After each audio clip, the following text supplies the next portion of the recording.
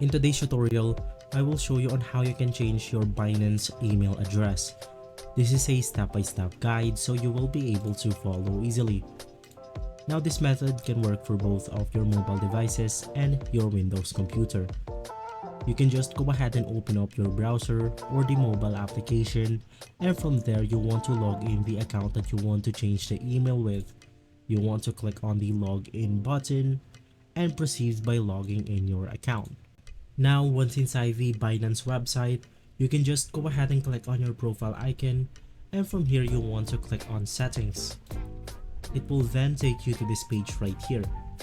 You want to navigate through your account, click on security, and inside security you will be able to see the email. Go ahead and click on manage, and inside we have the override button. You can just go ahead and click on this button right here. Go ahead and click on continue, and right after you will be able to change your email.